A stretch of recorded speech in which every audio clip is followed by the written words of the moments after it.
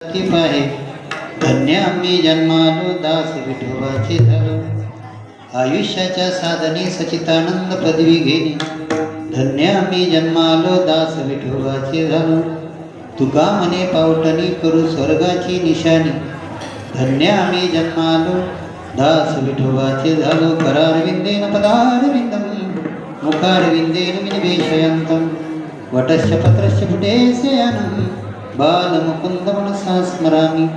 महायोगपीठतटे भीमरथ्यां वरं पुण्डरीकाय दातु मुनीन्द्रहि समागत्य तिष्ठन्त महानन्दकन्दं परब्रह्मलिङ्गं भजपालुरम्.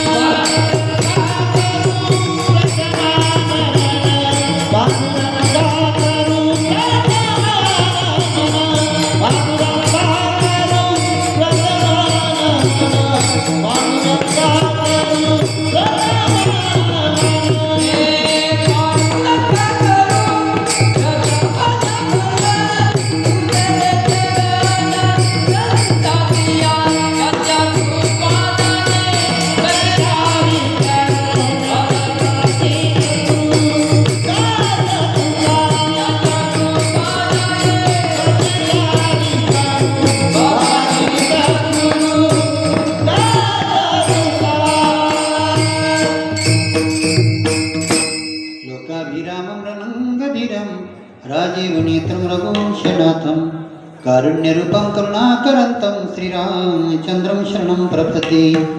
पवनतनय संकटहरणं मङ्गलमूर्ति रूप रामलखन सीता सहित हृदय वसु सुरभूपं.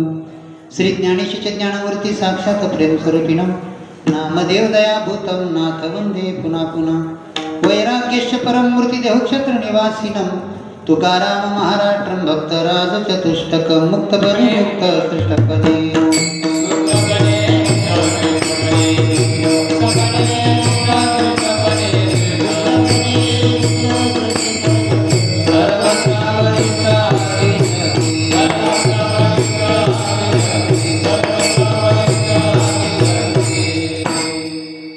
इहलोकीचा हा देह देव इच्छिता ती पाहे.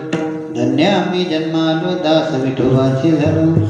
अनंत कोटी ब्रह्मांड नायक पांडुरंग परमात्मा सर्व प्राणी मात्रांच्या जीवाच्या ठिकाणी या भगवंताची शक्ती ओतवत भरली अशा भगवंताला नमन करून समोर बसलेले मायबाप मागवीस्थानी टाळकरी मृदंगाचार्य विनिकरी आणि संपूर्ण महाराज मंडळी एक वारकरी संतान म्हणून मस्तक हे पायावरी या वारकरी संतांच्या भारती देवभूमी विदर्भ औली यांची भूमी आणि महाराष्ट्र संतांची भूमी. उदाहरणार्थ ज्ञानोबा तुकोबा गोरोबा चोकोबा सावतोबा सेनाबाबा रोहिदास महाराज संताजी जगनाळे राष्ट्रसंत तुकडोजी महाराज गाडगे बाबा सद्गुरू जोगबाबा मामासाहेब दांडेकर अमृतबाबा नरखेडकर भाऊसाहेब नागपूरकर बोधेबाबा निवृत्तीबाबा वक्ते.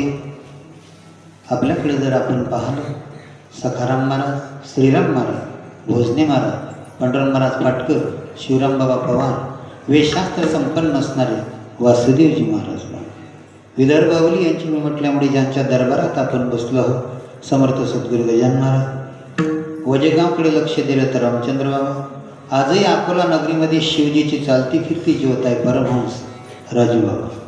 अशा संपूर्ण संतांच्या पदस्पर्शाने विदर्भ महाराष्ट्र ही पावनभूमी आहे. त्या संतांना नमन करणं अति महत्त्वाचं आहे. ओंकार स्वरूपा सद्गुरू समर्था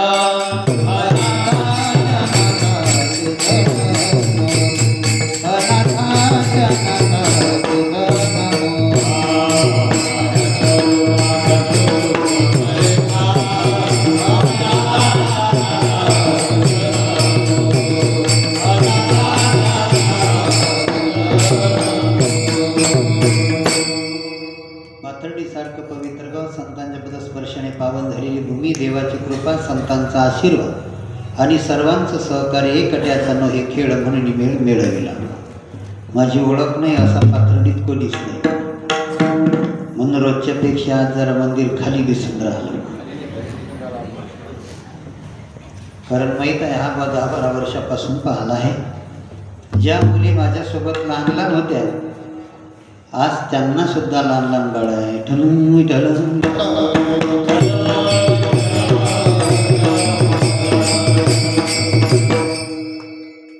श्रीमद भागवताची कथा आहे, कीर्तन आहे.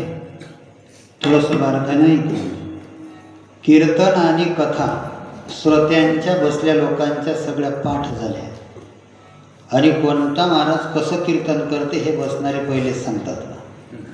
म्हणजे मी जरी इथं आलो तरी काही लोकांनी सांगून ठेवलं हा बा हे झालं की ते सांगते, ते झालं की ते सांगते. भागवतही पाठ झाले हो तुमच्या की बस सकाळच्या सत्रात ह्या 2 गोष्टी आणि दुपारी ह्या 2 गोष्टी लावा आरती जागरतील असं प्रत्येकाला समजून चाललं. पण राग नका येऊ, बदल का नशीब होऊन राहिला. किती वर्षाचा आहे हो तुकोबा तर छाती ठोकून सांगतात तुका म्हणे मेलो सांगता सांगतात तरी बदल का नशील होत. पहा पहिल्यापासून भारत जो देश आहे त्या देशामध्ये सगळे देव आले, संत आले, पतिव्रता आल्या, ऋषीमुनी आले, समाजसुधारक आले. इतर देशात देव नाही. एकानं तर असा प्रश्न केला होता म्हणे महाराज 552 देश आहेत, 10 खंड आहेत, सध्या 7च दिसतात पण काशी खंडासकट 10 खंड आहेत.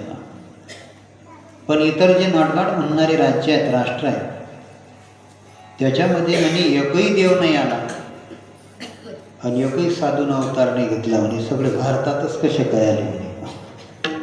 नाथबाबा तर म्हणतात ते भरतखंडे नरदेह प्राप्ती हेतू परम भाग्याची संपत्ती.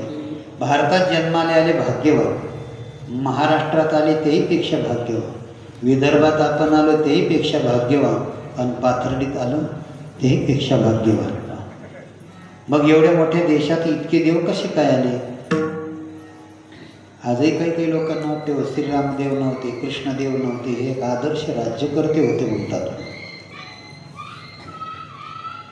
त्या लोकांना उत्तर द्यावंच लागलं. म्हटलं बाबा पूर्वीपासून 9.5 लाख वर्षाच्या आधीचा इतिहास आहे भूगोलाचा.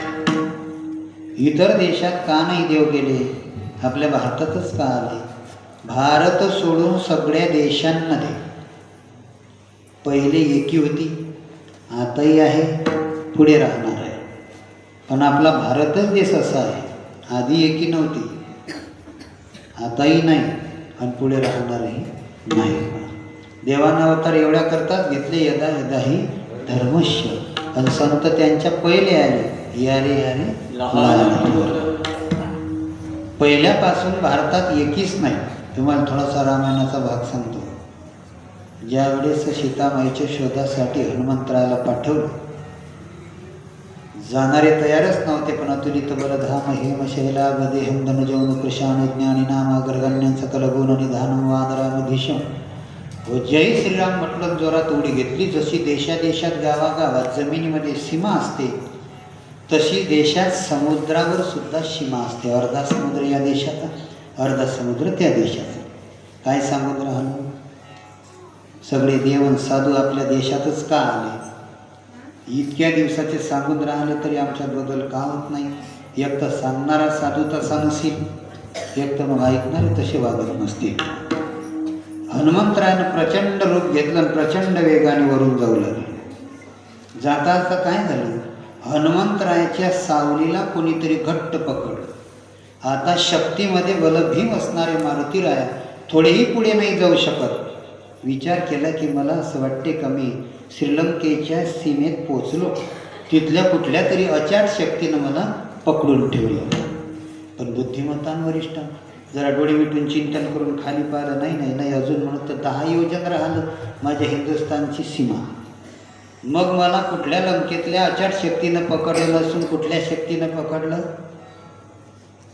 चालू दे ना 10:30 वाजे लोक. कुठल्या शक्तीनं पकडलं, भारतातल्या. शेवटी हनुमंतरायाने खाली पाहिलं, ती होती सुरसा, तिनं पकडलं.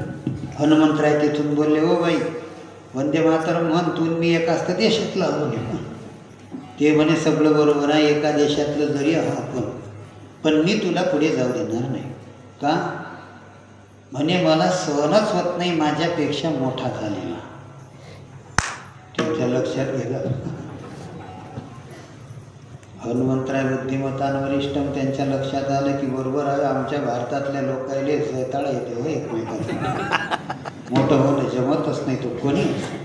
म्हणून सूक्ष्म रूप धरी सिंहही दिखावा आणि भीम रूप धरी असुर संहारी. छोटं रूप घेतलं, तिनं पटकन पकडलं, केलं, चावा घेणार, मग समजलं की पहिले लहान व्हावं लागते आणि जे ऐकत नाही त्यांच्यासाठी मग मोठं व्हावं लागते. टाळू फोडून गेले. तुमच्या लक्षात आलं काही एक म्हण पाठ असेल तुमच्या. कुत्र्याले सहन नाही होत गती, माणसाले सहन नाही होत प्रगती. थोडा जरी माणूस मोठा होत चालला की झालं त्याने मागून ओढणं सुरू होते. जैताळा येत राहते आम्हाला एकमेकाचा. आणि जोपर्यंत आमच्या अंतःकरणातली ईर्ष्या आणि जैताळा जात नाही तोपर्यंत ईश्वराची प्राप्ती नाही.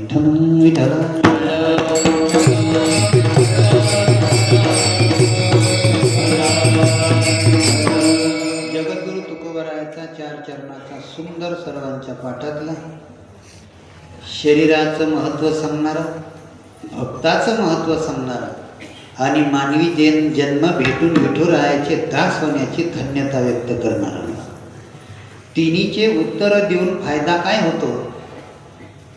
स्वर्गाची प्राप्ती होते. हे छाती ठोकून ग्वाही देणारा हा अभंग आहे. थोडंसं बारकाईने विचार करा. ईश्वराची प्राप्ती 84 लक्ष योनी निर्माण केल्यावर फक्त याच देहात होते. इतर योनीचे ठाई हा तू विचारूची नाही. तुम्ही असं ऐकलं का? आता हळदी कुंकू झालं, रथसप्तमीच्या आल्या, रथसप्तमीपर्यंत असं तुम्ही ऐकलं? तिकडच्या वेटाळच्या 2-3 कुत्र्या इकडे आल्या आणि एकमेकीचा हात धरला आणि तिने म्हटलं सांग बाई नाव, सांग बाई नाव. नाही, या कुत्रीने सांगितलं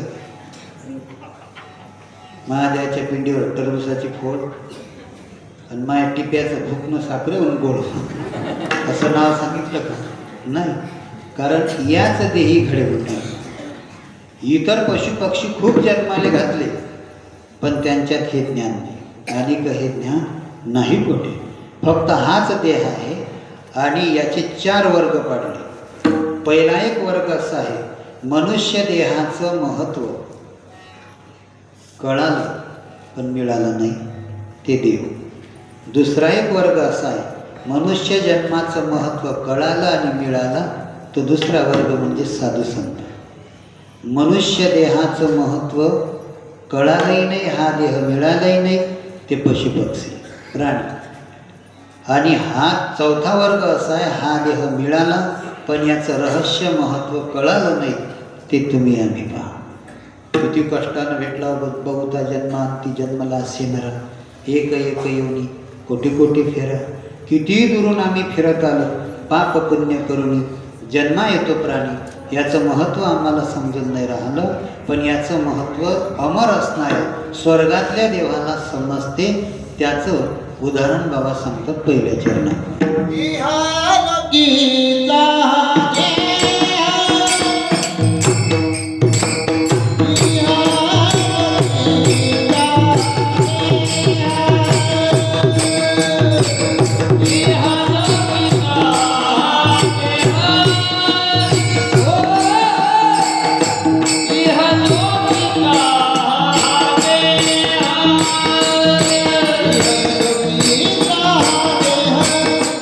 Thank you.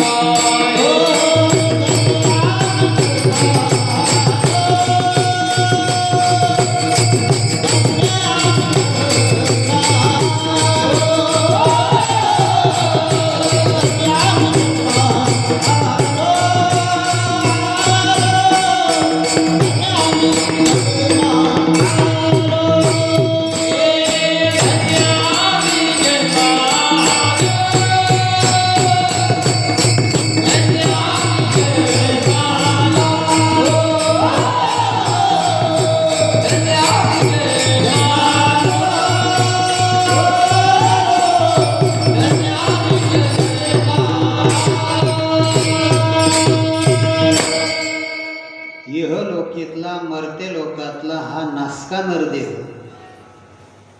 याचं काही उरत नाही, शिल्लक राहत नाही, तरीही स्वर्गातले अमर असणारे देव याची इच्छा का करत असते?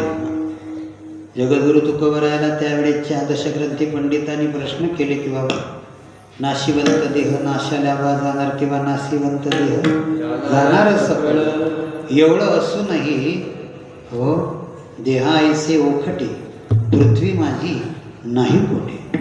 ओखटे म्हणजे वाईट, या देहासारखं वाईट भूगोलावर काहीच नाही. तुम्ही बाकीचे पशु पक्षी पहा, त्यांच्या चामडीचं काहीतरी होते, काही होते.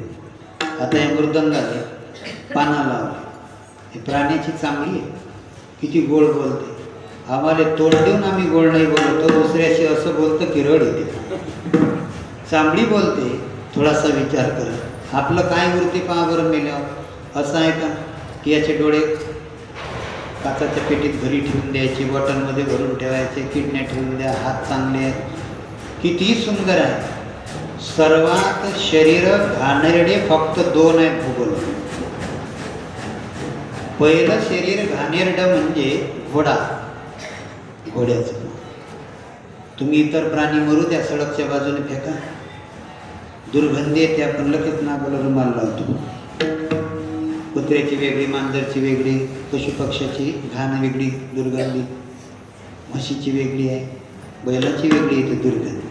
तुम्ही घोड्याची नशीन पाहिली, घोड्याची सर्वात घाणेरडी दुर्गंधी आहे. आणि त्याच्यापेक्षा 1000 पटीनं दुर्गंधी कोणाची येत असेल तर माणसाची येते. थोडीशी कल्पना करा, इतका घाणेरडा आहे. आपण रस्त्यानं गेलो, मधात जर विष्ठा पडलेली आहे टाकली तर आपण छिची छिची करतो, झोपल्यासारखं नको होतो, छिची करतो. पण खरं डोळे मिटून विचार करा, विष्ठा कुठं आहे? पोटात आहे. हो, हा इतका देह घाणेरडा आहे, तरी ते स्वर्गातले अमर न मरणारे देव याची इच्छा का करत असतील? त्याचे कारण आहे म्हणून. हा देह अतिशय निंद्य आहे, अतिशय रोगट आहे. 72,000 नाड्या, 32,000 रोग. याच्यात रोग आहेत, सध्या साजरा दिसून राहिला, पण कधी कोणता रोग होईल हे नाही सांगता येत. बारकाईने लक्ष द्या. आपण खूप स्वच्छता दाखवतो, निपकपणा दाखवून राहिलो, पण कधी याच्यात कोणता रोग आहे हे नाही सांगता येत ना. इतका घाणेरडा आहे. समजा तुमच्या हाताला इथं एखादा फोड झाला, फोड बेंड झालं, तो लगेच दुसऱ्या दिवशी पिवळा पिवळा पिवळा होते. काय झालं म्हणतो आपण त्याच्यात? पस. आता स्टँडर्ड लोक पस म्हणतील, म्हातारे काय म्हणतील? पू. पण त्याचे खालचा शब्द बनतात रथ. आता खरं सांगा, तुम्ही तेलाऱ्याला रविवारी गेले त्या दिवशी आणून भरला कायच्या? नाही, पहिलेच भरला आहे ना. इतका हा देह घाणेरडा आहे, तरी ते काय याची इच्छा करत असतील? त्याचं कारण आहे. काय कारण? कारण माणसाचा देह, माणसाचं शरीर एक मुक्तीचं द्वार आहे. बाकीच्या पशुपक्ष्याला ध्यान, धारणा, व्रत, वैकल्य, उपवास, दान, धर्म, नम्रता हे करता येत नाही. पण माणूसच असा आहे, मुक्तीचं द्वार आहे. विठ्ठल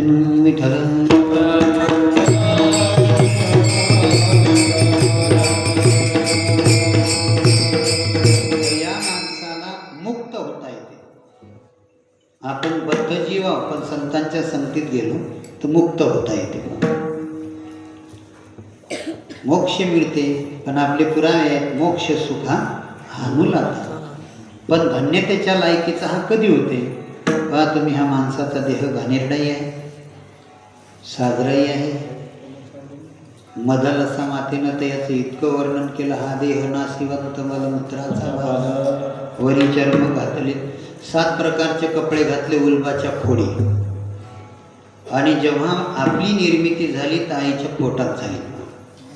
आणि तिथं म्हणजे ते वातावरण विचार करा कसं असेल.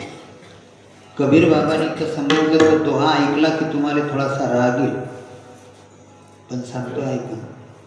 कबीर बाबा रागावून उद्देशून तुम्हा आम्हाला सांगतात, जिस पेट में पूत है उसी पेट में मूत है.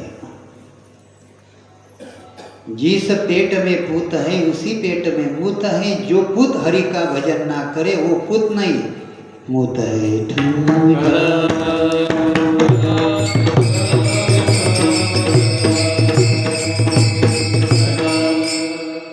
तसंही पहा तुम्ही, माणसात जे गुण आहेत ते इतर पक्षी पक्ष्यात जनावरात नाही, आणि जनावरात जे गुण आहेत ते माणसात आहेत. मात्र थोडंसं बारकं नाही, जनावरातले गुण आपल्यात आहे पण आपले गुण जनावरात नाही. जसं आता हे पहिला गुण, आता हे सगळे महाराज मंडळी गायन करतात आणि बाहेरचे लोक म्हणतील यांचा आवाज कोणासारखा आहे? हा कोयल म्हणजे कोकिळेसारखा. कोकिळेला माणूस बनता आला का? नाही, पण माणसाला कोकिळा बनता आला का? जरा बारकाईने लक्ष ठेवा.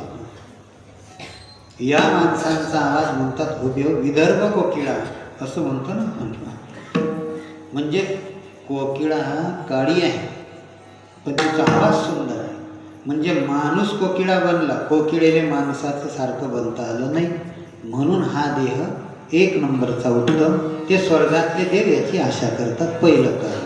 दुसरं काय, एखाद्याची झोप खूप चतुर असते, खूप चतुर असते, आणि इतकी चतुर आहे म्हणतात याची झोप कोणासारखी म्हणतात माहीत आहे? तुम्ही बोलले नाही का अजून? कुत्र्यासारखी आहे. भगवान दत्तात्रेयांनी 24 गुरु केले. पहिला गुरु कुत्रा. तुम्ही पहा, कितीही गाढ झोपला असू द्या, एक तुरी एवढा खडा फक्त त्याच्या बाजूने फेका, पटकन उठते. आणि आम्ही नकली झोप असू द्या, उठ रे, सगळ्या गोष्टी ऐकते पण उठत नाही. माणूस कुत्रा नाही होऊ शकत, पण कुत्र्याचे गुण माणसात येतात.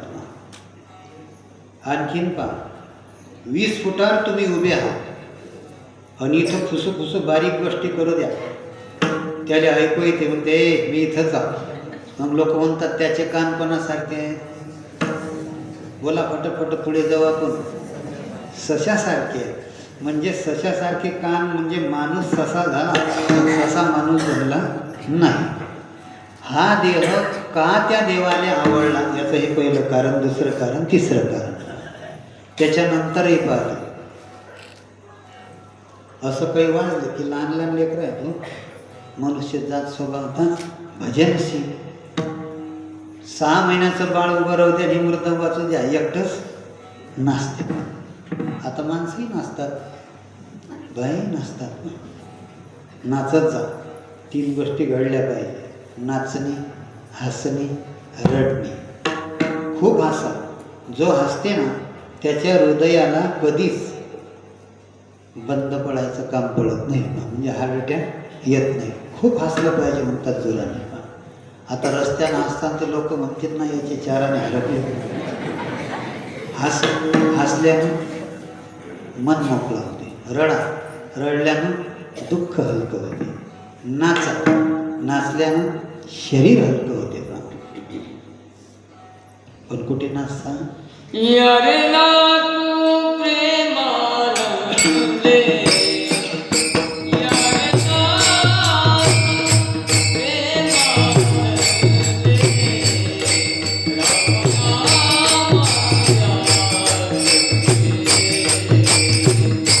राम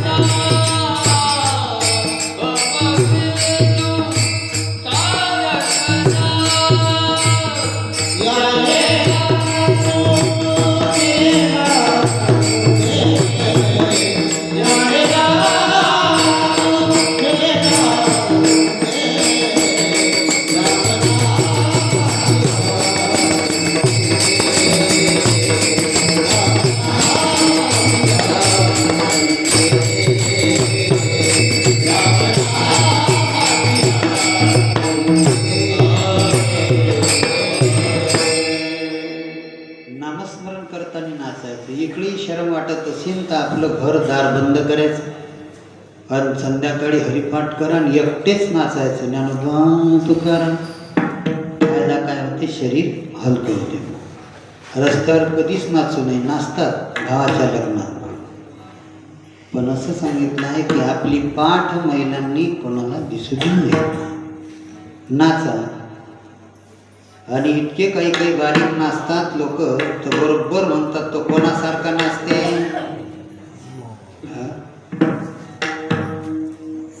समजलं नाही तुम्हाला? आपण काय सांगून राहिलो? प्राण्यातले गुण माणसात आहेत, पण प्राण्यात माणसाचे गुण नाही. म्हणून या लोकातला हा वाईट देह स्वर्गातले देव याची आसक्ती का करतात? बारीक पाणी येऊ द्या, आभाळ निळ होऊ द्या, बरोबर पिसारा वर करते. कोण नाचते? मोर. आणि जेव्हा माणसं नाचतात त्यावेळेस हा कोणासारखा नाचते म्हणतात? मोरासारखा. तेही जाऊ दे. एखादा माणूस शरीरानं भव्य असते, भाषाही त्याची चांगली दांडगी असते, रस्त्यानं चालते तसा लपकत नाही, कोणासारखा दिसते म्हणतात? हा, तुम्हाला काही ध्यानातच नाही. हत्तीसारखा. म्हणजे हत्ती माणूस नाही होत, पण माणूस हत्तीसारखा झाला. त्याच्याही पेक्षा इतकं माणूस ओझं आणते हो. शेतात जर गेला तर गवताचाही भारा, इंधनाचे 2-3 लाकडं दिसले की तेही वर. या हाती पाण्याची कॅन कोणासारखं ओझं होऊन राहिलं.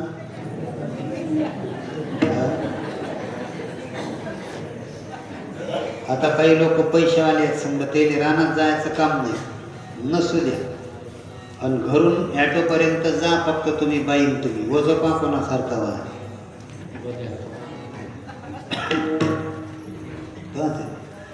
हो, त्या गोवाच्या दोन्ही हातात गोणे जसे त्याच्या पाठीवर टाकतात तसे.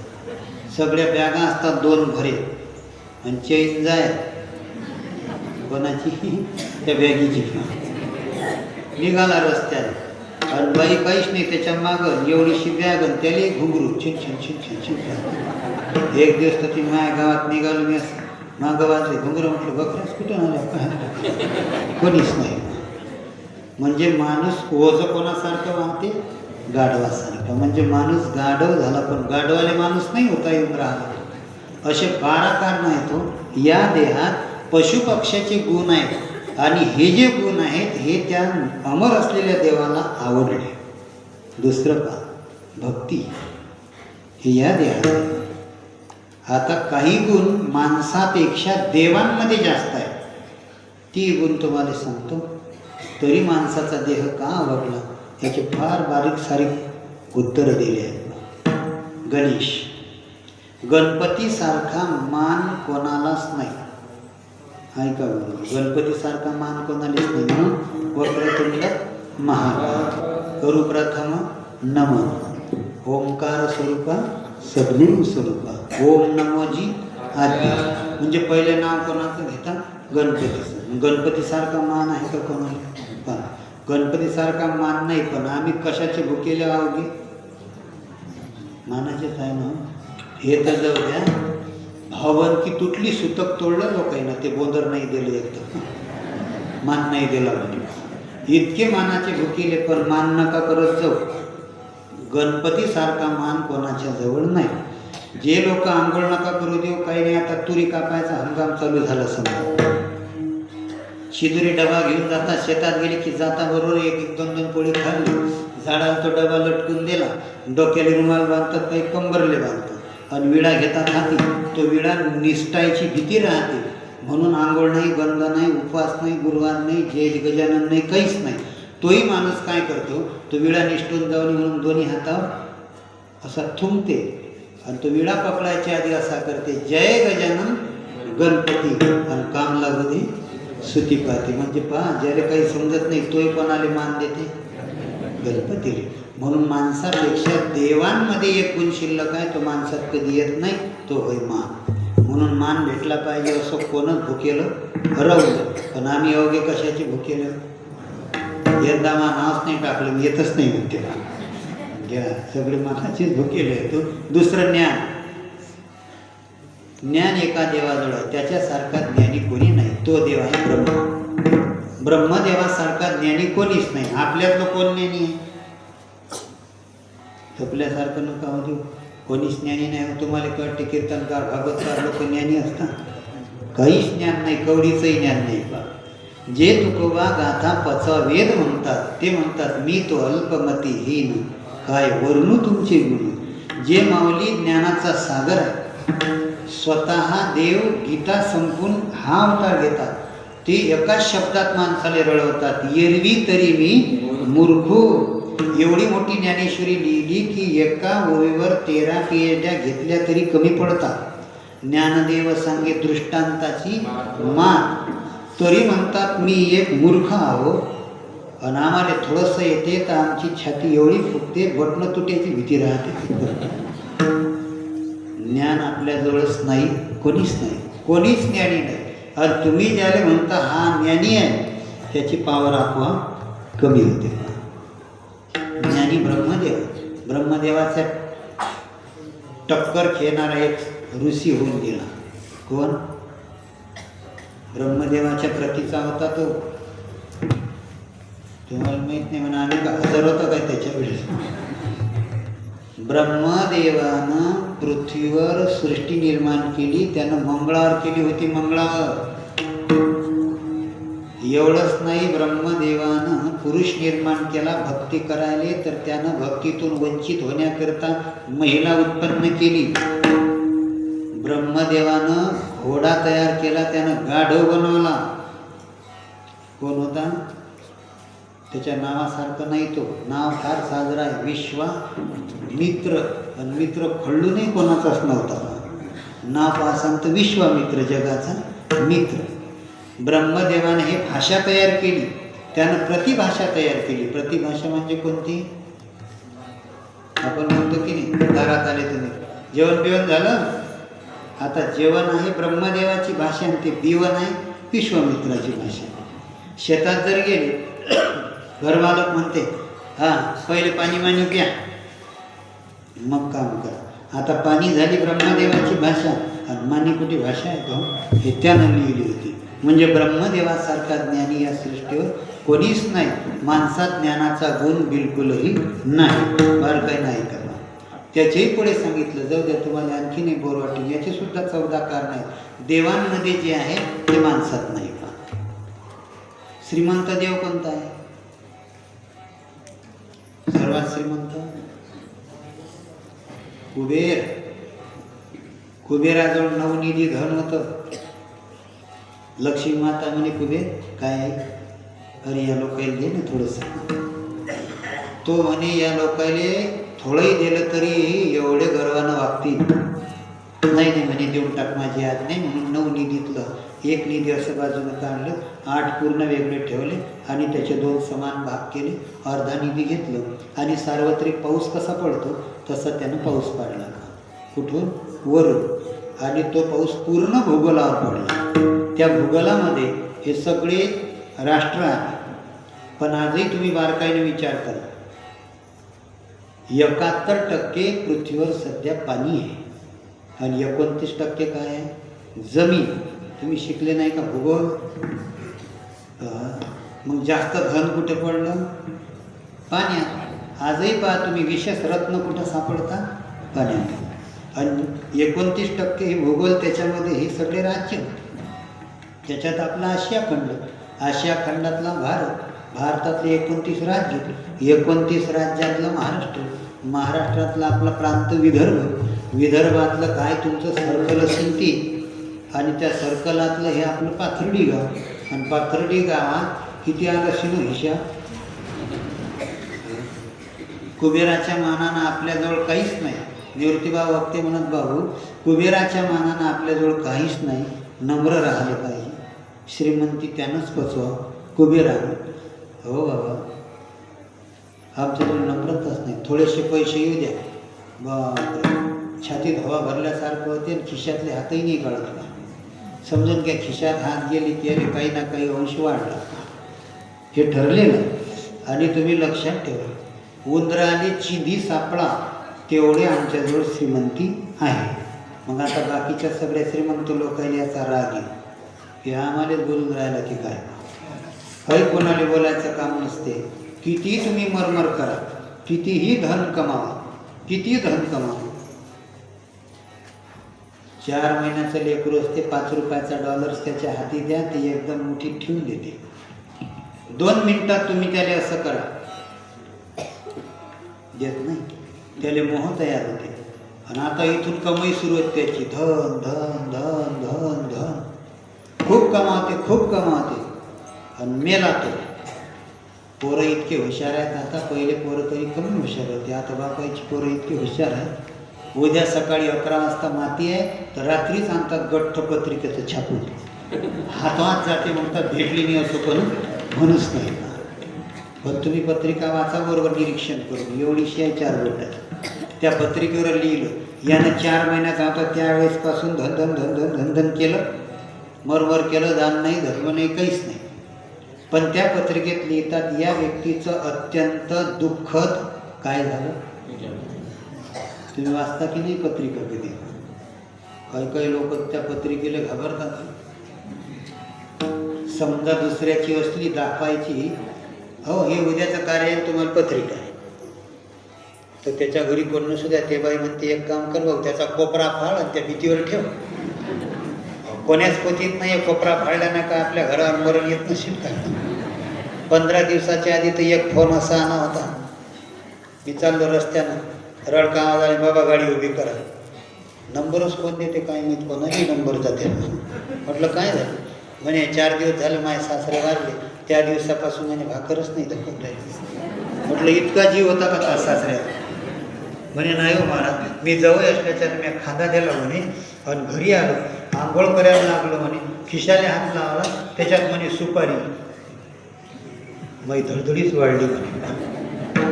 आता सांगा ते फेकली मागं आली त्याच्यात, ते फेकून जे गजानन. पण तो म्हणे नाही, सगळी धडधडी वाढली.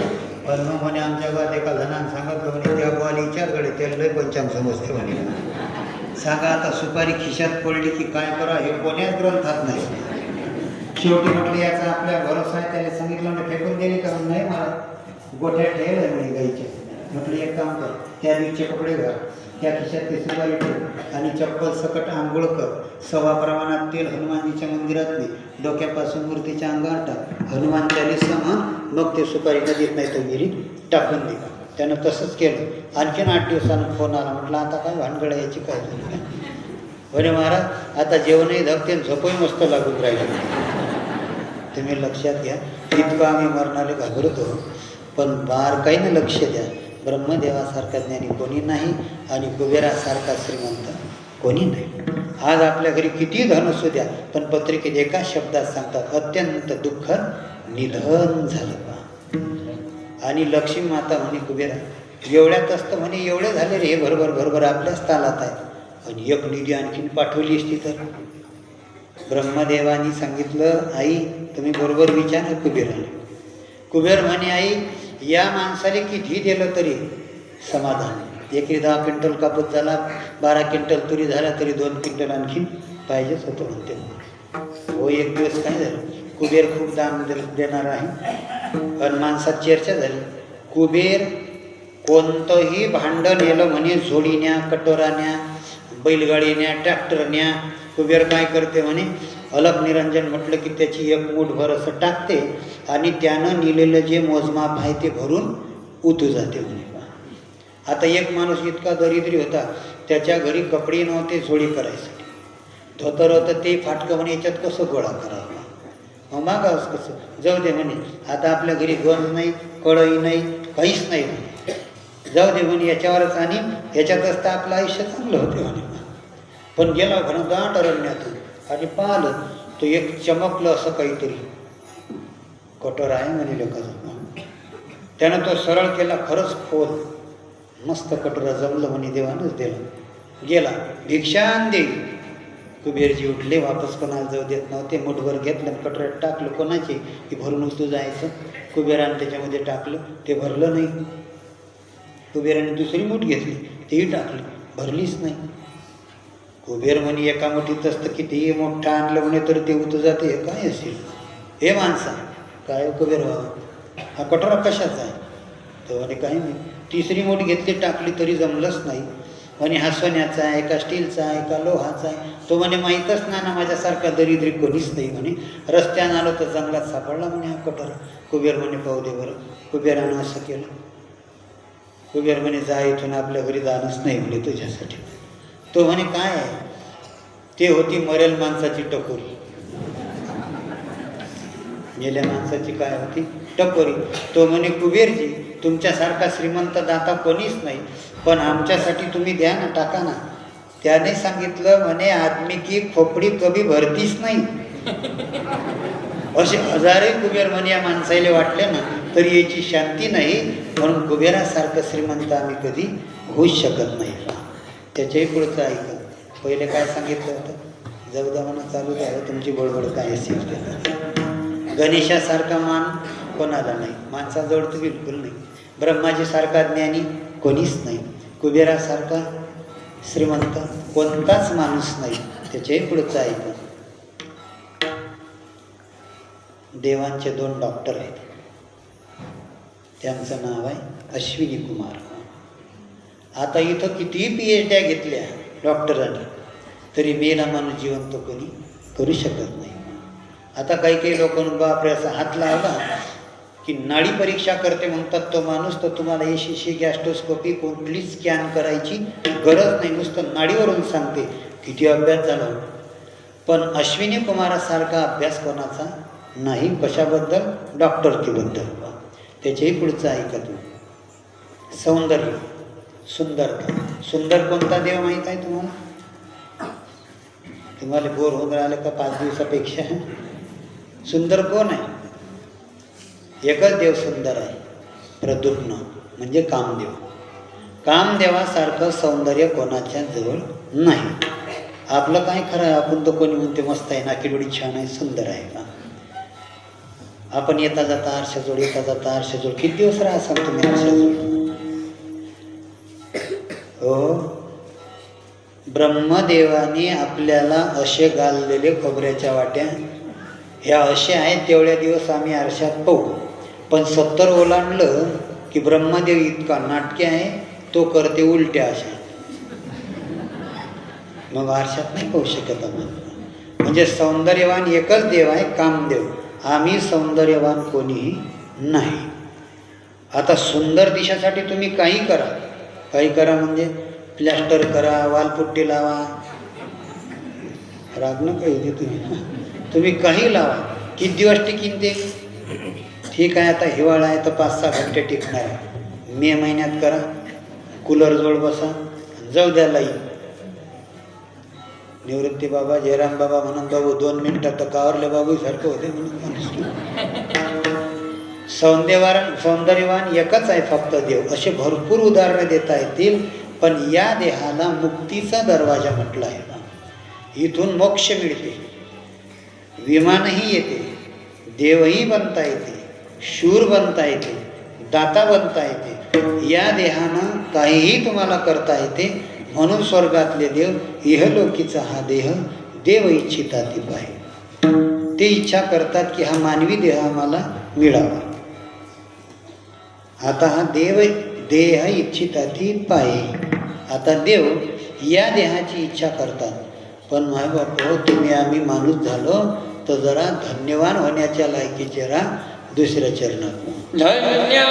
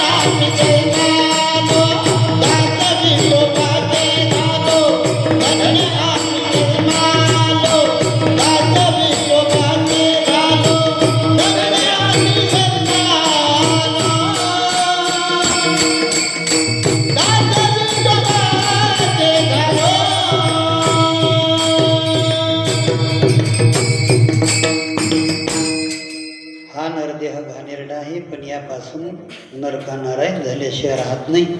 म्हणून स्वर्गातले अमर असणारे देव हा मानवी देह मिळावा याची आशा करतात. नुसतं मानवी देह मिळून फायदा नाही. बऱ्याच लोकांना मानवी देह मिळाले आहेत म्हणतात, पण धन्यतेच्या लायकीचे नाहीत. मग धन्यता कधी देतात तर धन्य आम्ही जन्मालो दास विठोबाचे झालो.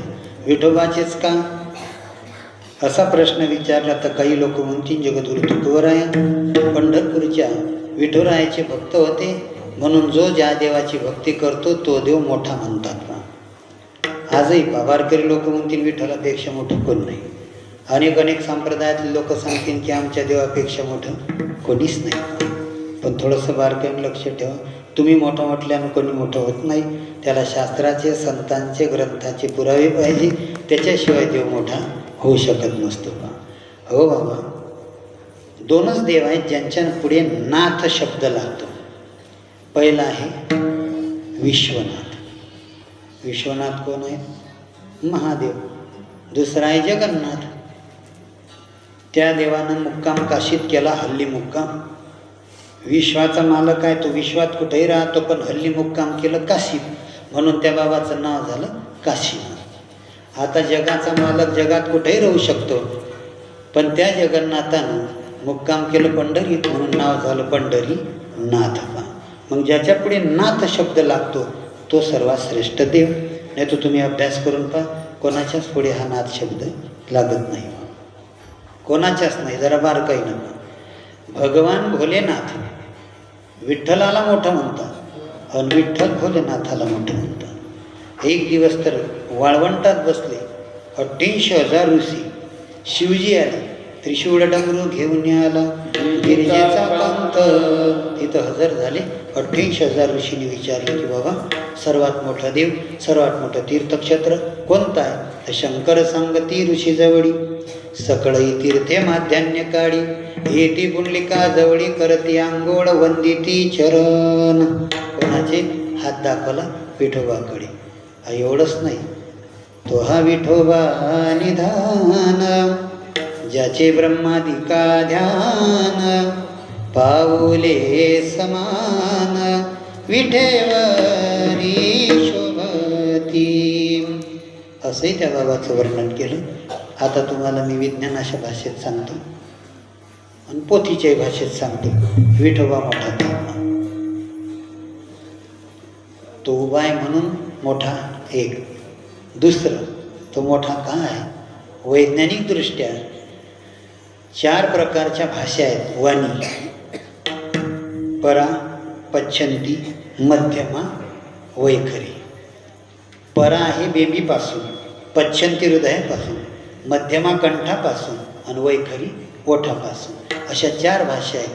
तुम्ही कोणीही देवाचं नाव घ्या, गुरुनं दिलंशील तुम्हाला तेही नाम घ्या तुम्ही, पण ती इथूनच निघतात बेंबीपासून तर ओठापर्यंत.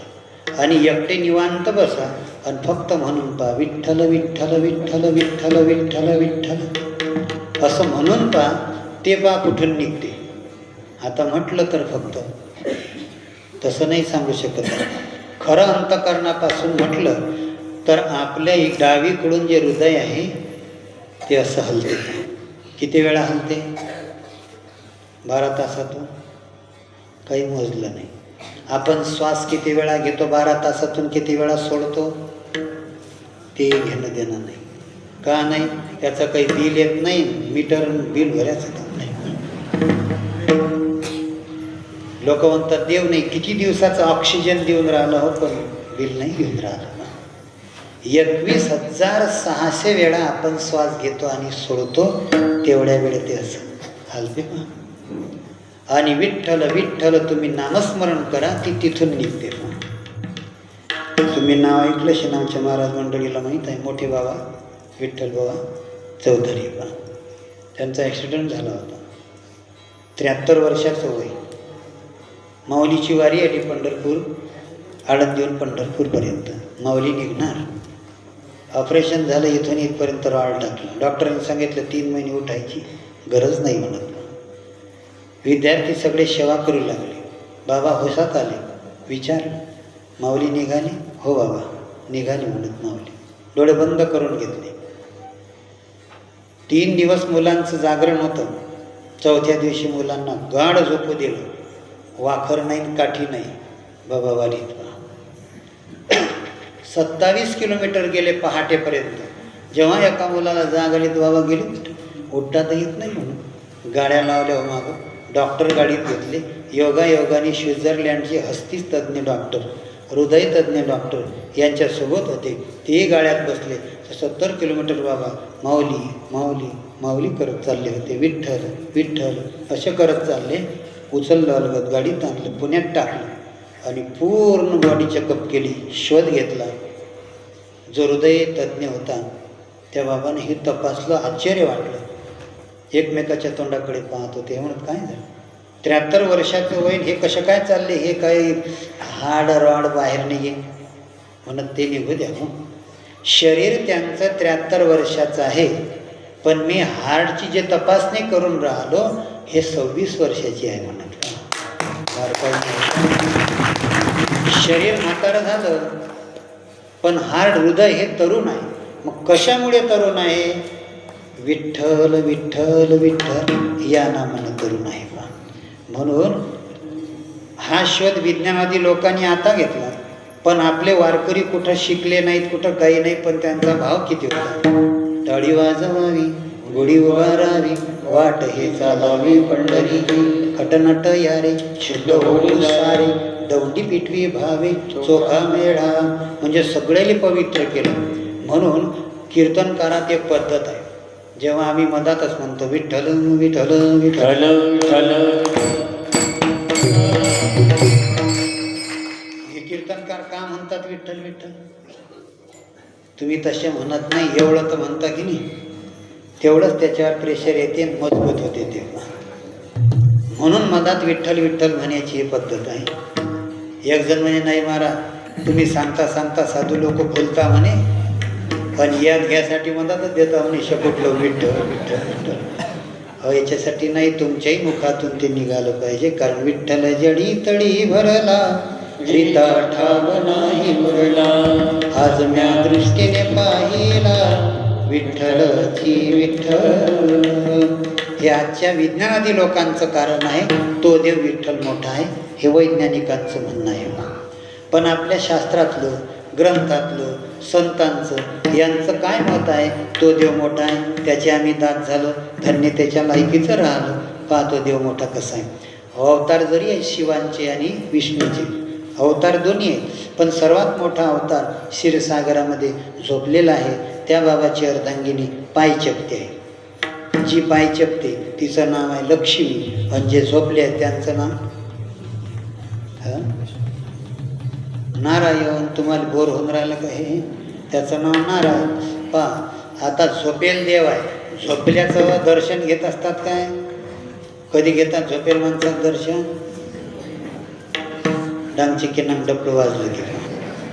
मग हा झोपेल आहे, अवघेत मोठा देव आहे, पण याचे दास असतील त्याला तुको म्हणतात मी धन्यता देत नाही. पहिलं कारण. दुसरं कारण बघा काय, लक्ष्मीच्या पुनराली पाय, हा बा झोपलाय पण सगळे लोक त्याचं भजन करतात. पण भजन करताना कसं करतात बघा. नारायण मागं घातला आणि लक्ष्मी पुढे घातली. लक्ष्मी नारायण नारायण नारायण, याची लक्ष्मी पुढे आहे, हा आम्ही धन्यतेच्या लायकीचा मानत नाही. दुसरं, महादेव बडे देवन के बाबा, सर्वात मोठा देव आहे महादेव. पण पहा या बाबाची बैठक कशी आहे. तो पहिला झोपलाय, या बाबाने डाव्या पायाची मांडी मारली, उजवा पाय खाली एकच ठेवला, आणि एका पायाचं दर्शन घेता येईल का? नाही. बरं मांडी मारून बसला आहे तो पहिला, तरी झोपला, हा उठून बसला, पण डाव्या मांडीवर एक पत्नी बसली आहे गिरजा, आणि दुसरी घेतली डोक्यावर. कोण? गंगा. आणि स्मरण करताना काय होते? उमा महेश्वर. म्हणजे पुढे कोणाचं नाव आहे? उमा. मागं कोण आहे मोठा? महादेव. आता ज्याची पत्नी पुढे पुढे करते त्याला काही मान आहे का?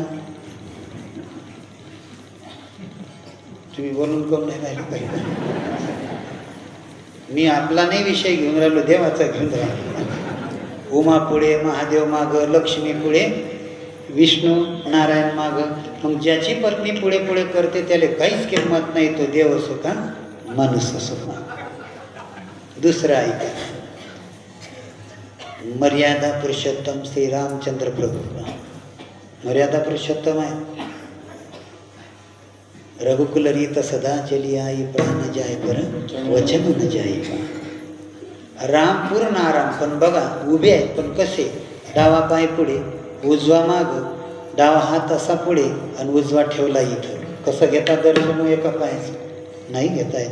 म्हणून नाही धन्यतेच्या लायकीचे. दुसरं, पत्नी कोण आहे? सीतामाई.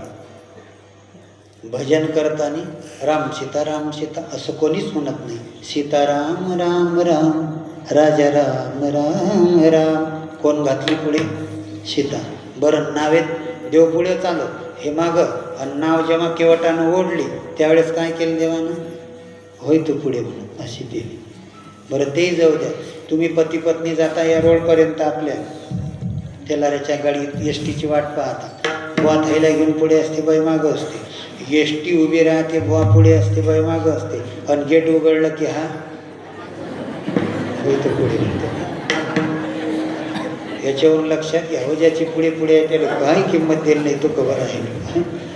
म्हणून सीताराम राम राम, राजा राम राम राम. आता कृष्ण माझी माता, कृष्ण माझा पिता, बहीण बंधू चुलता कृष्ण माझा. हा देव सर्वात मोठा आहे. पण उभा कसा आहे बघा, एक डावा पाय पूर्ण टेकवला आणि उजव्या पायाची अशी आडी मारली आणि दोन्ही हात मुरलेले लावले. आता कसं दर्शन घेतात त्याचं? पायाची तर आडी मारली, म्हणून धन्यतेच्या लायकीचा नाही. ठीक आहे, 16,108 पत्न्या आहेत, पण एकीचंही नाव भजनात नाही. 16,108 असल्या एकीचंही नाव नाही. त्या अनया नावाच्या गवड्याच्या पत्नीचंच नाव यानं लावून दिलं. कोणतं? राधा कृष्ण बिना राधे कृष्णाधे. सांगा आता मग, ते पुढे घातली, हा भाव मागाय, हा लायकीचा आमच्या नाही. म्हणून धन्यता दिली विठुरायाच्या भक्ताला. विठुराय सर्वात मोठा का आहे त्याचं कारण आहे का? विठोबा कशी उभे आहेत? दोन्ही पाय समान ठेवले, हात काही असा नाही असा नाही असा नाही, कुठंच नाही. कुठं ठेवले? कमरेवर. दोन्ही पाय समान. आता दर्शन घेताना बरं तो देव वाकडा नाही पाहत, काही डोळे बंद नाहीत, काहीच नाही. हो, 28 युगापासून डोळ्याची पापणी बंद नाही केली. सर्वांच्या इकडे पाहत आहे. कोणी कसाही येऊ त्याच्याकडे कृपादृष्टीनं पाहतो. दर्शन घेताना दोन्ही पायाचं होते. बरं, बाईला 16,000 रे, जवळ कोण आहे? कोणीच नाही जवळ. कुठे आहे ती? पुढे मागे. हे बरं काही लक्षात घ्या तुम्ही. ते मागे ठेवली, ते म्हणजे देवा पुढे. देव म्हणे एवढ्या दिवसाचं पुढे पुढेच केलं त्या, आता पुढे नाही, मागं होय बा. ती मागं घातली. बरं ठीक आहे, 16,108 पत्न्या असून जवळ एकही नाही. महादेवाच्या जवळ 2च आहेत, पण एक मांडीवर आहे आणि एक डोक्यावर आहे. डोक्यावर आहे तिचं नाव आहे गंगा. एकच गंगा पण डोक्यावर घेतली. आमच्या विठुरायाजवळ 2 गंगा आहेत, पण पायाखाली ठेवल्या. भीमा आणि चंद्रभागा, तुझ्या चरणीच्या गंगा म्हणून बडिया माझा पंढरीराव, जो या देवाचाही देव. पत्नी घातली मागं, हा बुवा आहे पुढे. आता भजन करताना असं म्हणते काय कोणी, रखुमाई विठोबा नाही. आता कसं भजन आहे? करा मग, विठोबा रखुमाई.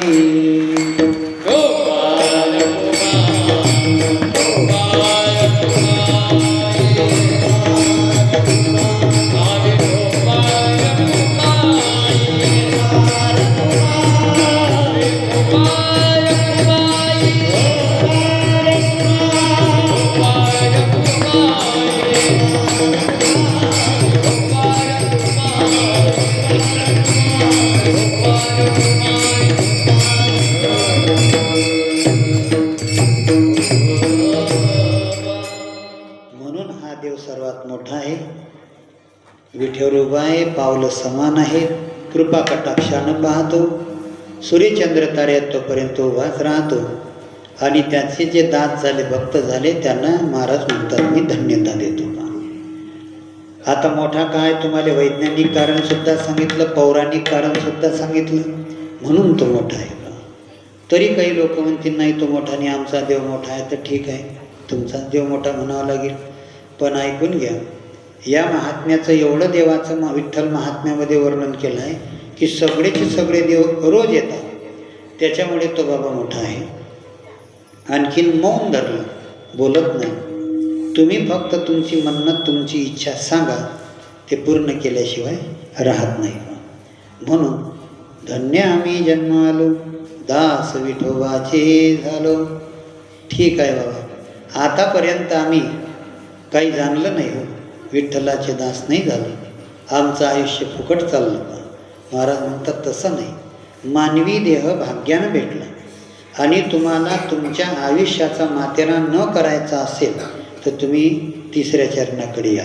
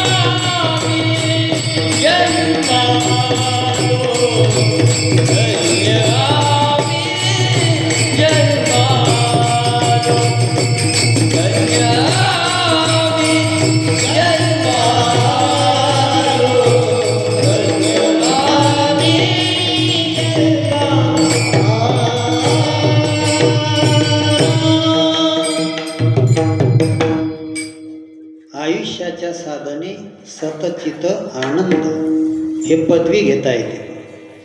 म्हणून हा माणसाचा जन्म सर्वात श्रेष्ठ आहे. स्वर्गातले देव का म्हणतात एक सर्वात मोठी डिग्री आहे, ती फक्त माणसाच्या योनीत आल्यावरच मिळते.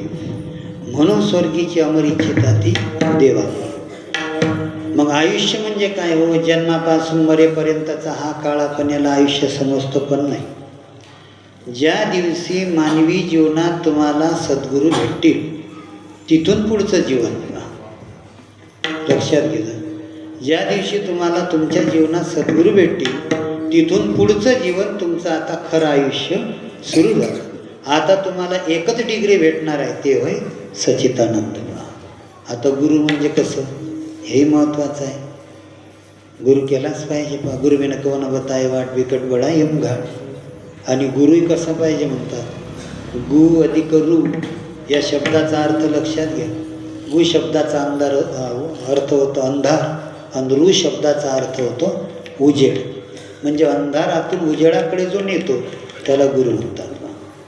ज्यांच्या दरबारात आपण बसलो असमर्थ सद्गुरू गजानन महाराज, जास्त वय नव्हतं बाबाचं, वय वर्ष 11. आणि काय झालं, एक दिवस सहज बाबा पळत सुटले. त्यांच्या मागे भास्कर बाबा, हरी पाटील, बंडू तात्या आधी करून बंकटला सगळी मंडळी पळत निघाली. बाबा एकाच ठिकाणी थांबले तोपर्यंत चालूच होते. थांबले कुठं? तर आज कांशिवनी नावाचं जे गाव आहे, सध्या भक्तराज महाराजांनी जे गोरक्षण केलं त्या जागेवर एक पिंपळाचं झाड होतं. त्या झाडाच्या बुंद्याशी बाबा जाऊन बसले. सच्चिदानंद पदवी घेणे पहा, बसले. अंगावर कपडा नाही, विधी मूर्ती. त्या गावात एक गोसाई बाबा राहत होते. त्यांचं नाव आहे नर्मदगीर. आणि पूर्ण आजूबाजूच्या 12 खेड्यातले लोक त्यांच्या इशाऱ्यावर चालायचे. आजही पहा तुम्ही, तिच्या बाजूनं गोसावी लोक मेले की ते थडगं मोठं तयार आहे कांशिवलेले. आणि योगायोगाने त्याच्याजवळ बसलेले लोक ओट्यावर गप्पा चालू. गावात बातमी केली, औली बाबा शेगावचा गजानन बाबा आला. गावातून सगळे लोक उठले त्याच्यापासून. कोणी गुळ, कोणी भाकरी, कोणी पेढे, कोणी खडीसाखर, कोणी म्हणे बेसन भाकर आवडते ते घेऊन चालले बा. सगळेच्या हातात सांगा आता इतकं बाबा खातील का? नर्मदगिरीला एवढा राग आला, म्हणे आपल्याला सोडून दिलं, पागलाच्या नादी लागली म्हणे. आता त्याची शिष्य त्याच्याही पेक्षा भारी. बाबा आपण परीक्षा घेऊ, तो कोण आहे का? ठीक आहे. त्यावेळेस हे ग्रॅम, किलो, अर्धा किलो हे काही नव्हतं. एक काठी असायची, 2 टोपली, त्याला पासरी म्हणत. मला वाटते आजच्या हिशोबानं 2.5 किलो म्हणजे एक पासरी असा हिशोब आहे. अशा छोट्या छोट्या मिरच्या होत्या, खुरसणी म्हणतो आपण. तर एक पासरी भर म्हणजे 2.5 किलो मोजल्या. नर्मदगीर काय साधा होता का? ज्ञानी होता. आणलं ते शिष्यानं एवढं 2.5 किलोचं टोपलं. जसा नर्मदगीर गेला तशी गर्दी पांगली आणि ठेवलं टोपलं. नर्मदगिरी म्हणे नंगा फिरतं म्हणे, लोकायले नाडून राहिला तर घे मिरच्या खाऊ असं म्हणता. बरं हरिपाटलानं बाया खोसल्या, याची 32शी बाहेर काढतो म्हणून. हरिपाटील पहिला नव्हते, म्हैस उचलं ते 7 क्विंटलची.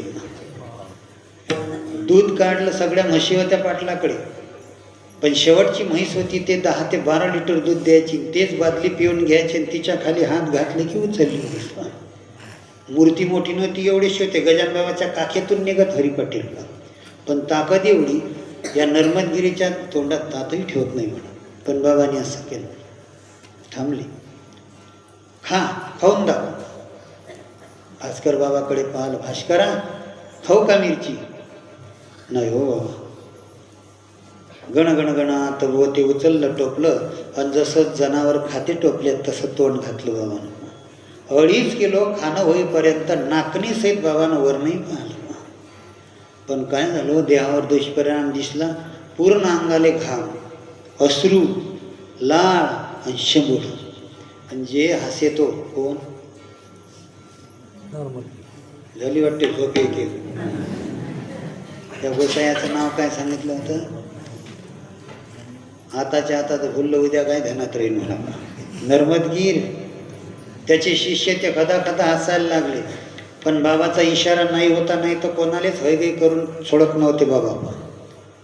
शेवटी काय झालं पहा म्हणा त्याची अवस्था. बाबांनी दोन्ही हात असे वर केले, इकडं नसं केलं तिकडं नसं केलं. गणगणगणात होते. अंगावरचा घामही गेला, सगळंच गेलं. तिथून बाबा पळत सुटले. काटेपूर्णा नदी आहे मधा, डोहात उडी टाकली. टाकल्यावर हे सगळे थट्टा करणारे मागं होते. आणि बाबांनी त्याच्याकडे पाहून डोहात उडी घेतल्यावर उडी खातानी सांगितलं, तेरा सब जल जायगा म्हणून. देवी उडी टाकून.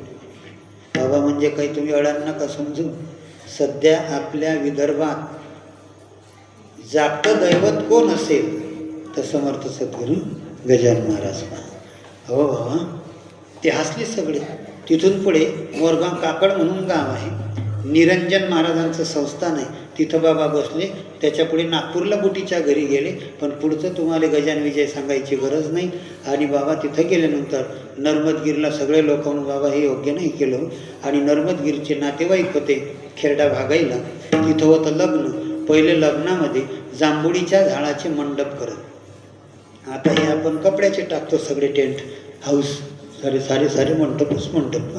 आणि काय केलं देवानी, ते आपल्या इकडे ते जांभुळे नसतात तर पराठ्याचे ताट्या करत, पराठ्याचे ते मंडप टाकत. आणि हा मुख्य असल्यामुळे लग्नाला गेला. एका खांबाजवळ बसला. ह्याचे कसल्याचे जरीचे कपडे होते, फेटा कसल्याचा होता. आणि त्या काळात ते बत्ती असे हवा मारत, मेंतल म्हणत पहा, लख प्रकाश.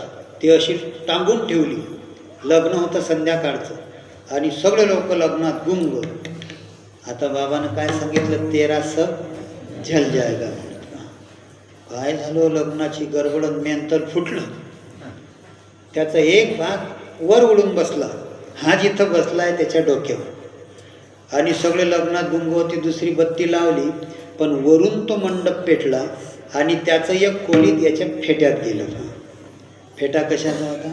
कोसल्याचा. कपडे कोसल्याचे. सर्वांनी विझवायचे प्रयत्न केले, पण विझलं नाही. शेवटी तो म्हणे, आता विझू नका, मला समर्थ सद्गुरू गजानन महाराजांचा हा शाप आहे. फक्त जीवनात एकदा बाबा मला भेट द्या. आपल्या अकोल्यामध्ये जुनं शहर आहे आजही.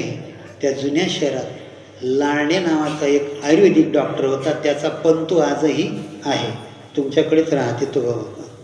त्या लाळणेकरी त्या बाबाला ॲडमिट केलं आणि गजानन महाराज आल्याशिवाय जीव सोडणारच नाही. शेवटी बाबाला यावं लागलं. बंडू तात्या म्हणत चाला त्यांच्यापर्यंत गेली. नर्मदगिरीनं बाबाचे पाय पकडले. म्हणून बाबा, मी अभिमान अंकारानं राहिलो, पण आता माझ्या डोक्यावर हात ठेवा. बाबांनी हात ठेवला आणि एकच शब्द सांगितला, सत चित आनंद. तो म्हणे, एवढ्या दिवसाचं माझं आयुष्य बेकार गेलं, आज तुमची माझी भेट झाली. आज खरं माझं आयुष्य मला समजलं. आयुष्याच्या साधने सच्चिदानंद पदवी गेली. आतापर्यंत आम्ही कसं जगून राहिलो याला किंमत नाही. सद्गुरूच्या सानिध्यात जे जगणं आहे ते खरी सच्चिदानंदाची पदवी आहे. पण गुरु कसा पाहिजे? संकट समजणारा. गुरु कसा पाहिजे? अंधारातून बाहेर नेणारा. आम्ही तो कोणालाही गुरु म्हणतो. लालशी गुरु, लालशी चेला, 2 नरक में ठल्लम ठेला. एक नियम आहे, शास्त्र आहे, जिवंत गुरुचा फोटो घरात लावू नसते. ऐका, जिवंत गुरुचा फोटो घरात लावू नये. गुरु हयातीत असताना गुरुचा जयघोष करू नये. गुरु बसला असल्यावर गुरुची आरती करू नये. पण आम्ही तर असं पाहतो, गुरु बसायला आणि त्याची आरती करून राहिले लोक. दोन्ही गेले नरकाले, असा तो नियम सांगितला आहे. आणि गुरु म्हणजे साधारण असते, करुणी सायास शिकविते. पहिले सगळ्या गावात एकच सर यायचे, आता सर म्हणतात, पण पहिले काय म्हणत मास्तरले? गुरुजी. आणि गुरुजी असे असतात, अंतकरणापासून शिकवतात, त्याला गुरु म्हणतात. आणि कोण्या शिष्याला कच्चं ठेवत नाही, त्याला गुरु म्हणतात. आणि सगळ्या गावात एकच गुरुजी आले. पोरं शाळेत आणि एक पोरगं असं ठस होतं ढ, त्याला काही जमेच नाही. आणि गुरुजी त्याच्याच नांदी येत, रोज एक दणका पाटीत, रोज एक दणका पाटीत. अरे बाळ्या असली, बाळ्या तसली. आता त्याची आई त्याच्याच सारखी होती. ते घर जवळच होतं. ते बाई शेजारीने सांगे म्हणे, मग इतक्या पोरायत हा मास्तर मास पोराच्या नांदी येते. असं वाटते म्हणे एखाद दिवशी मास्तरची बोंदरी झटका म्हणे. आता मास्तर असतात का ते गुरु असतात.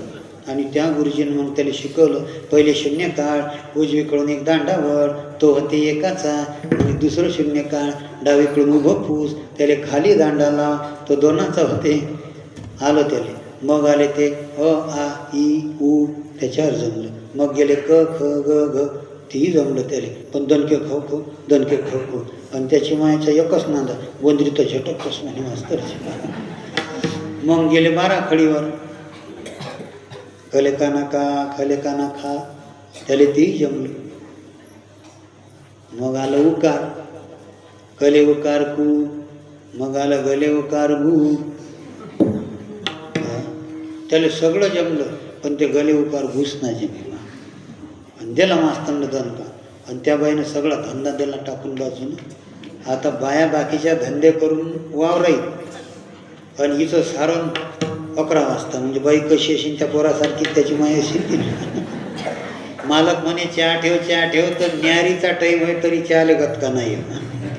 मग म्हणे जाऊ दे आता मी जेवतो, न्यायरीच करतो. तर जेव्याचा टाईम होय. ते आई बाळ कसं असेल.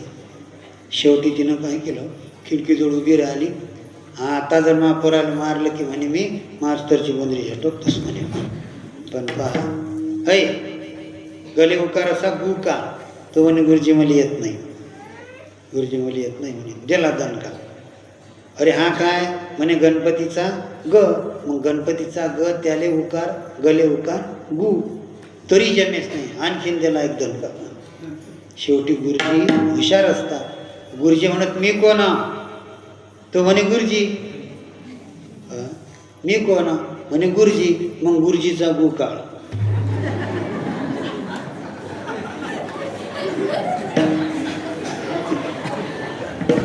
तुमच्या ध्यानात आलं वाटते जरा जरा. डबल दिला दणका. तो म्हणे गुरुजी मला काढताच येत नाही म्हणे. अरे गुरुजीचा गो काळ म्हणे, तुमचा गो मला काढताच येत नाही. डबल दिला दणका. गेली हो त्याची आई पदर पकडीत फसला आणि जे बोलत गेली म्हणे मास्तर तुला आखरात जायला काय झालं तरी. सांगा आता असे मायले तर असे लोक असते तर गुरुजीनं काय भेजा फळत नाही काय. हो, गुरु साजरे शिष्य साजरे दोन्ही जर असले तर सच्चिदानंद पदवी भेटते. ठीक आहे, सच्चिदानंद पदवी घेतल्यानं काय होते, काय होते, स्वर्गात जाण्याची एक पाऊलवाट दिसते. कैलासात जाण्याची कोणाची शक्ती नाही, वैकुंठात जाण्याची कोणाची ताकद नाही. पण आम्ही कीर्तनकार भागवतकार मेला की त्याच्या नावापुढे लिहून देतो वैकुंठवासी. कोण पाहिलं वैकुंठात गेलो. कधी कधी असं होते मांसाहार मद्यपान भांडणं शिव्या, ती व्यक्ती आषाढी एकादशीला मरते. पहा, जे भांडणं करतात, खाऊ नाही ते खाणं, पिऊ नाही ते पिणं, ते आषाढी एकादशी. आणि जे कीर्तन भागवत दिंड्या ते अमावस्येच्या दिवशी मरतात. मग समजा कोणाला हा वैकुंठाला गेला, हे आमच्या मनानंच म्हणतो आम्ही वैकुंठवासी. शिवभक्त असला कैलासवासी. पण हे कोणच लिहू नाही, कैलासवासी लिहू नाही, वैकुंठवासी लिहू नाही. नरकवासी लिहिलं तरी चालते, पण ते लिहा वाटते का, ते लिहा वाटत नाही. मग ते तिन्ही सोडून द्या, फक्त तुम्ही गुरुदेवाचे पाय पकडा आणि शेवटचा रस्ता तुमचा पक्का आहे. तुका म्हणे पावडली, तुका म्हणे पावडली, तुका म्हणे पावडली, तुका म्हणे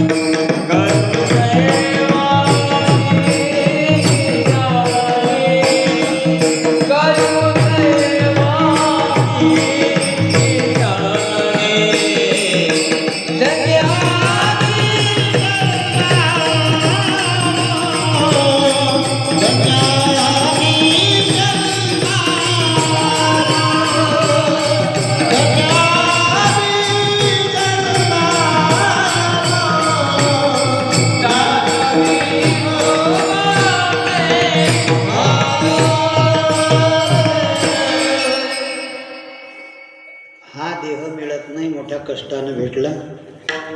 याला जर तुम्हाला साजरं बनवायचं असेल तर विठुरायाचे दास व्हा.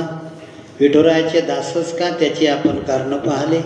त्याचं दास कधी होता येईल तर ज्या दिवशी सद्गुरूची तुमची भेट होईल त्या दिवशी विठुरायाचा दास होता येईल. दुसरा फायदा असा आहे, सद्गुरूचे दास झाल्यानंतर तुम्हाला एक मोठी डिग्री भेटते सच्चिदानंद. आणि ते डिग्री घेतल्यानंतर काय फायदा आहे तर नरक यातना चुकतील आणि सरळ एक पाऊल वाटाय धोपाट, रस्त्यानं ठेच कधी लागणारच नाही, तो होय स्वर्गाचा रस्ता. म्हणून या माणसाच्या देहात आल्यानंतर भाग्यच भाग्य आहे हो. फक्त साधू संतांची भेट घ्या आणि विठुरायाचे दास बनावा. शेवटी आज एक मोठी घटना घडली, सर्वांना सकाळी माहीतच झालं का. काय झालं, जे होऊ नाही ते झालं का. अजितदादा पवार तुमचा आमचा निरोप घेऊन निघून गेले बा. आता काही जण म्हणतील हा बा त्या पक्षाचा आहे वाटते वेळ. आम्ही काही कोण्या पक्षाचे नाही, पण शेवटी ते आमचा राजा होते बा. आणि राजा कोण्याही पक्षाचा असो तो आपला मायबाप बसते अवघेचं हित करते. ढलं ढलं.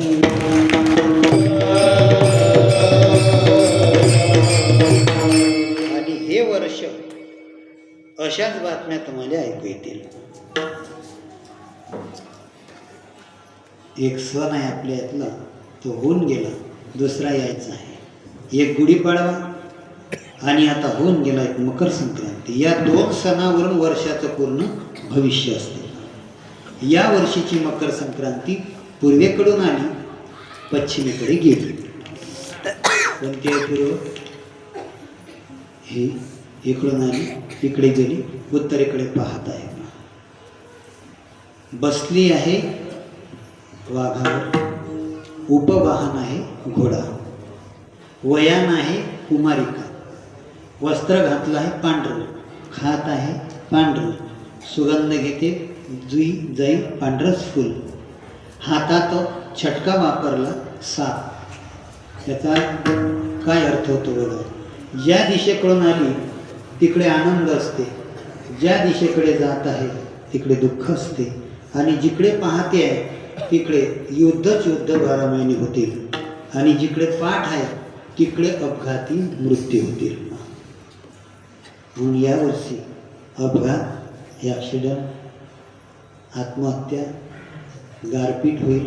इथून पुढे गारपीट, वादळ, आगी लागतील, चोऱ्या होतील. हे या वर्षाचं फल आहे. विष प्राशन गळपात जास्त होईल, तो नाग हाती घेतलेला आहे. म्हणून पांढरे पदार्थ खात आहे, पांढरे वस्तू महाग होतील. दही, दूध, तूप, लोणी, पांढरे कपडे, कापूस, सोयाबीन हे महाग होईल. पांढरी साडी नेसल्यामुळे विधवेचं प्रमाण जास्त होईल. ही एक सांगितलं आहे. आणि राजकीय पक्षांमध्ये लढाई होती, एकमेकाचा जीव घेतील.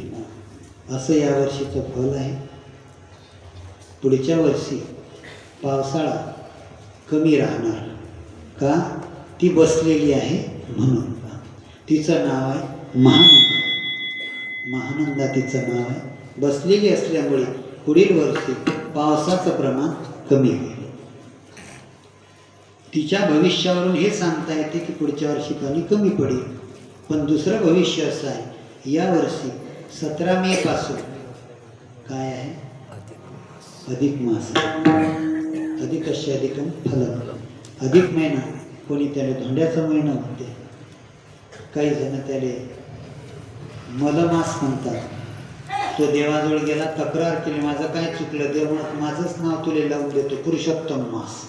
पुरुषोत्तम महिना म्हणतात. पण आणखीन आपल्या शेतकऱ्याने एक त्याला नाव ठेवलं, दुष्काळा 13. आणि ज्या वर्षी अधिक मास असते त्या वर्षी पाऊस निश्चितच कमी पडते.